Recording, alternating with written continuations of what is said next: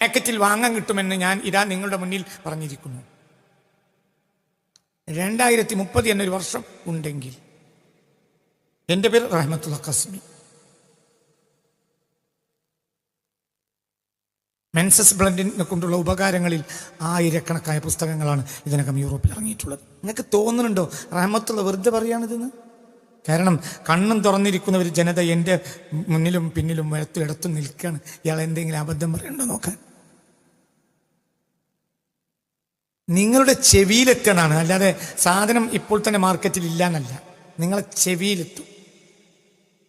സ്ത്രീകളുടെ menses blood super മാർക്കറ്റിൽ വാങ്ങാൻ കിട്ടും. അതിൻ്റെ ശാസ്ത്രീയ ഉപകാരങ്ങളെയും നിങ്ങൾ അറിയും എന്ന് ഞാൻ നിങ്ങളോട് പറഞ്ഞിരിക്കുന്നു. ഇതിപ്പോൾ തന്നെ യൂറോപ്പിൽ ഈ വിഷയത്തിൽ അനവധി പുസ്തകങ്ങൾ ഉണ്ട്.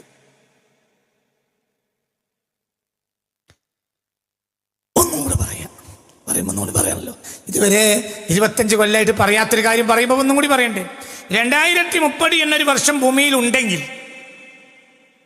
നമ്മുടെ ഏഷ്യൻ രാജ്യങ്ങളിലെ സൂപ്പർ മാർക്കറ്റുകളിൽ വരെ സുലഭമായി മെൻസസ് ബ്ലഡ് പാക്കറ്റ് ലഭിക്കാനുള്ള സാധ്യതയുണ്ട്.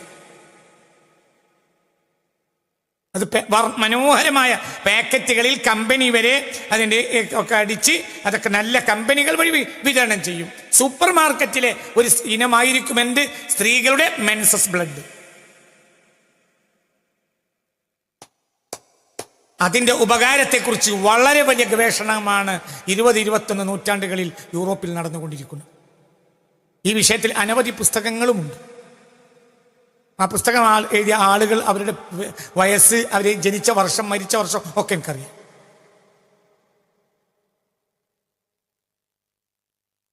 ഇപ്പോൾ നിങ്ങളെ എന്താ ഇയാളീ പറയുന്നത്? ഇതിൽ ഭൂലോകത്തെ വൃത്തികേടുകളിൽപ്പെട്ട ഏറ്റവും വലിയൊരു വൃത്തികേടാണ്. മനസ്സിലായില്ലേ? അത് അതാന്നാണ് ഖുർആൻ അതിനെ പറഞ്ഞത്. അതൊരു വൃത്തികെട്ട സാധനമാണ്.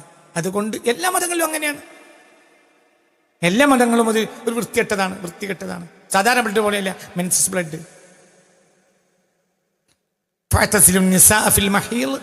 നിങ്ങൾ ഹൈലുണ്ടാകുമ്പോൾ സ്ത്രീകളെ നിങ്ങളുടെ ലൈംഗിക താല്പര്യങ്ങൾക്ക് ഉപയോഗപ്പെടുത്തരുത്. ഇതങ്ങനെ തന്നെയാണ് ഹിന്ദു മതത്തിൽ.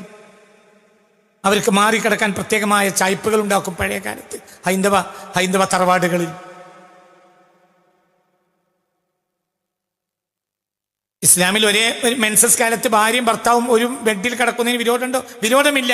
പക്ഷെ അവർ തമ്മിലുള്ള ശാരീരിക ബന്ധപ്പെടലോ മറ്റോ പാടില്ല. എന്തുകൊണ്ട്? അത് വലിയ പ്രശ്നങ്ങൾ ഉണ്ടാക്കും. ഈ വിഷയത്തിൽ ഈ ഒരു ബ്ലഡിൽ പരീക്ഷണം നടക്കുകയാണ് 20-21 നൂറ്റാണ്ടുകളിൽ യൂറോപ്പിൽ. അതിനു മുമ്പും ഉണ്ടായിരിക്കുമെന്നാണ് എൻ്റെ വീക്ഷണം. അതിനു മുമ്പും ഉണ്ട് എന്നാണ് എൻ്റെ വീക്ഷണം. ഉണ്ടാകും, ഉണ്ട്.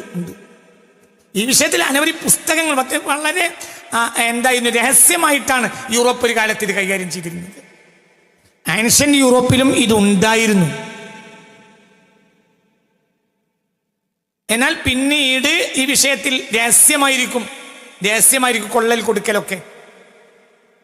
പക്ഷെ ഇപ്പോൾ അതങ്ങനെയല്ല. ഇപ്പോൾ ഈ വിഷയത്തിൻ്റെ